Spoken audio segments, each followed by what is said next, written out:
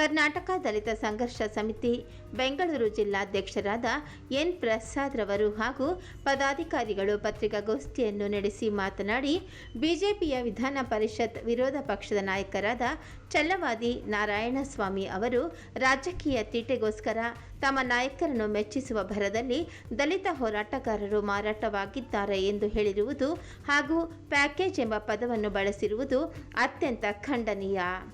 Doctor ಬಾಬಾ ಸಾಹೇಬರು ಸದಾ ವಿರೋಧಿಸುತ್ತಿದ್ದ ಮತ್ತು ಮನುವಾದಿಗಳ ನೇತೃತ್ವದಲ್ಲಿರುವ ಬಿಜೆಪಿಯೊಳಗೆ ಸೇರಿಕೊಂಡು ಇತರೆ ಪಕ್ಷದ ದಲಿತ ಮುಖಂಡರುಗಳನ್ನು ಟೀಕಿಸುವುದನ್ನೇ ಕಾಯಕ ಮಾಡಿಕೊಂಡಿರುವಾಗ ತಾವು ಎಷ್ಟಕ್ಕೆ ಮಾರಾಟವಾಗಿದ್ದೀರಿ ಎಂದು ಹೋರಾಟಗಾರರಾದ ನಾವು ನಿಮ್ಮನ್ನು ಪ್ರಶ್ನಿಸುತ್ತಿದ್ದೇವೆ. ಕೂಡಲೇ ಕ್ಷಮೆ ಯಾಚಿಸಬೇಕು, ಇಲ್ಲವಾದರೆ ಉಗ್ರ ಹೋರಾಟ ನಡೆಸಬೇಕಾಗಿರುತ್ತದೆ ಎಂದು ಎಚ್ಚರಿಸಿದರು. ಚಲವಾದಿ ನಾರಾಯಣಸ್ವಾಮಿ ಅವರು ಒಂದು ಅವಕಾಶವಾದಿ. ಏನಕ್ಕೆ ಹೇಳ್ತೀನಿ ಅಂದರೆ ಅವರು ಯಾರಾದರೂ ಸಂಘಟನೆಯವರು ಅಂತ ಹೇಳಿದಾಗ ಅವ್ರ ಹೆಸರು ತಗೊಳ್ಳಿ. ಎಲ್ಲ ಸಂಘಟನೆಗಳು ಕೆಲವು ಸಂಘಟನೆಗಳು ಅಂತೇಳಿ ಏನಕ್ಕೆ ತಗೊತೀರಿ? ಈಗ ನಾವುಗಳು ಇವಾಗ ಸಂಘಟನೆ ದಲಿತ ಪರ ಚಳುವಳಿಗಳಲ್ಲಿ ಹೋರಾಟ ಮಾಡಿಕೊಂಡು ನಿರಂತರವಾಗಿ ದಲಿತರ ಹಕ್ಕುಗಳಿಗೋಸ್ಕರ ಮತ್ತು ದಲಿತರ ಇದಕ್ಕೆಲ್ಲನೂ ನಾವು ಹೋರಾಟ ಮಾಡ್ತಾನೇ ಇದ್ದೀವಿ. ಯಾವತ್ತೂ ಕೂಡ ಇವಾಗ ಅವ್ರ ಹತ್ರ ಹೋಗ್ಬಿಟ್ಟು ನೀವು ಇದ್ದರೆ ನಮಗೆ ಒಳ್ಳೇದಾಗುತ್ತೆ, ನೀವು ಇದ್ದರೆ ಒಳ್ಳೇದಾಗುತ್ತೆ ಅಂತ ನಾವು ಯಾವತ್ತೂ ಯಾವ ಸಂಘಟನೆಗಳೂ ಆ ಥರ ಹೇಳಿಲ್ಲ. ನೀವು ಅಕಸ್ಮಾತ್ ನೀವು ಸಂಘಟನೆಗಳು ಈ ರೀತಿ ಅಂತ ನೀವು ಹೇಳಂಗಿದ್ರೆ ದಯವಿಟ್ಟು ನೇರವಾಗಿ ಹೇಳಿ. ಯಾಕಂದರೆ ಇವಾಗ ನಿಮ್ಮ ಸರ್ಕಾರ ಇದ್ದಾಗಲೂ ಕೂಡ SCPTSP ಅನುದಾನ ದುರುಪಯೋಗ ಆಗಿದೆ ಅಂತೇಳಿ ಇದೇ ಸಂಘಟನೆಗಳು ಹಲವಾರು ಬಾರಿ ಹೋರಾಟ ಮಾಡಿದೆ.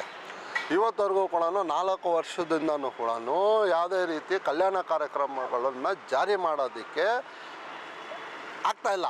ಯಾಕಂದರೆ ಅದರಲ್ಲೂ ನಿಮ್ಮ ಸರ್ಕಾರ ಇದ್ದಾಗಲಿಂದನೂ ಇವಾಗ ಈ ಸರ್ಕಾರ ಬಂದ ಮೇಲೂ ಕೂಡ ಯಾವುದೇ ರೀತಿ ನಮಗೆ ಯಾರಿಗೆ SC/STಗಳಿಗೆ ಕೊಡಬೇಕಾಗಿರೋ ಸವಲತ್ತುಗಳನ್ನ ಕೊಡ್ತಾಯಿಲ್ಲ. ಈಗ ಅದ್ರ ಬಗ್ಗೆ ನಿಮ್ಮ ಮಾತಾಡೋದಕ್ಕೆ ನೀವು ಇದಿಲ್ಲ.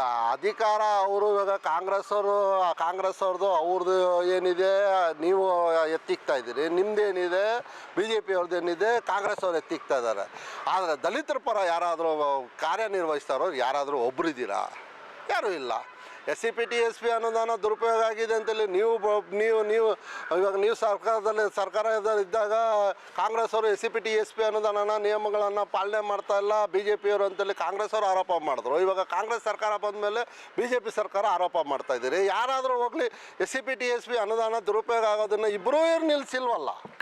ಅದನ್ನೇ ನಾನು ನೇರವಾಗಿ ಹೇಳ್ತಾ ಇದ್ದೀನಿ. ಚಲವಾದಿ ನಾರಾಯಣಸ್ವಾಮಿ ಅವರೇ, ನಿಮಗೇನಾದರೂ ದಲಿತರ ಪರ ಏನಾದರೂ ನಿಮಗೆ ಕಾಳಜಿ ಇದ್ದರೆ ದಯವಿಟ್ಟು ದಲಿತ ಸಂಘಟನೆಗಳನ್ನ ಈ ರೀತಿ ರೋಲ್ಕಲ್ ಸಂಘಟನೆ ಅಂತ ಹೇಳೋದನ್ನು ನಿಲ್ಲಿಸಿ. ಈಗ ನೀವೇನಾದರೂ ಅದನ್ನೇನಾದರೂ ಕ್ಷಮಾಪಣೆ ದಲಿತ ಸಂಘಟನೆಗಳ ಪರ ವಿರುದ್ಧವಾಗಿ ಮಾತಾಡೋದನ್ನು ಅದರ ಪರವಾಗಿ ನೀವೇನಾದರೂ ಕ್ಷಮಾಪಣೆ ಇದ್ದಲ್ಲಿ ಮುಂದಿನ ದಿನದಲ್ಲಿ ತುಂಬ ಇದು ಎಫೆಕ್ಟ್ ಆಗುತ್ತೆ ನಿಮಗೆ. ಈಗ ಏನಾಗ್ಬಿಟ್ಟಿದೆ ಅಂದರೆ ಇವಾಗ ಯಾರು ಕೂಡ ಅಷ್ಟೇ ಆ ಮಟ್ಟದಲ್ಲಿ ಮಾತಾಡೋದಕ್ಕೆ ಯಾರೂ ಇಲ್ಲ. ಯಾಕಂದರೆ ಮಹದೇವಪ್ಪ ಅವರಾಗಲಿ ಕೂಡ ಅವರೇ ಬಾಯ್ಬಿಟ್ಟು ಹೇಳಿದ್ದಾರೆ SCPTSP ಅನುದಾನನ ನಾವು ಗ್ಯಾರಂಟಿಗೆ ಉಪಯೋಗಿಸ್ಕೊಂಡಿದ್ದೀವಿ ಅಂತ ಹೇಳಿದಾಗ ಕೂಡ ಅವ್ರಿಗೆ ಅವ್ರಿಗೆ ಅಲ್ಲಿ ಮಾತಾಡೋದಕ್ಕೆ ಅವ್ರಿಗೆ ವಾಯ್ಸೇ ಇಲ್ಲ. ಇವ್ರದ್ದು ಅದೇ ಪರಿಸ್ಥಿತಿನೇ, ಯಾರ್ದು ಚಲವಾದಿ ನಾರಾಯಣಸ್ವಾಮಿ ಅವ್ರದ್ದು ಅದೇ ಪರಿಸ್ಥಿತಿನೇ. ಅಲ್ಲಿ ಕಟ್ಟುನಿಟ್ಟಾಗಿ ಒಂದು ನಿಯಮಗಳನ್ನ ಮತ್ತು ಪಾಲನೆ ಮಾಡಬೇಕಂತ ಮತ್ತು ಡೈರೆಕ್ಷನ್ ಕೊಡಬೇಕು ಅನ್ನೋದು ಡೈರೆಕ್ಷನ್ ಇದರಲ್ಲಿ ಇಲ್ವೇ ಇಲ್ಲ. ಇವರು ಕೂಡ ಅದೇ ಪರಿಸ್ಥಿತಿಯಲ್ಲೇ ತಾನೇ ಇರೋದು. ಹಂಗಾಗಿ ಇದು SCPTSP ಅನ್ನೋದು ಇವತ್ತಿಗಂತೂ ಅದು ಇತ್ಯರ್ಥ ಆಗಲ್ಲ. ನಾವು ಅದನ್ನು ನಿರಂತರ ಹೋರಾಟ ಮಾಡ್ತಾಯಿದ್ದೀವಿ. ಅದನ್ನು ಪಕ್ಕಕ್ಕಿಕ್ಕಿ ಈಗ ಚಲವಾದಿ ನಾರಾಯಣಸ್ವಾಮಿ ಸಂಘಟನೆಗಳ ಬಗ್ಗೆ ಮಾತಾಡಿರೋದು ತಪ್ಪು.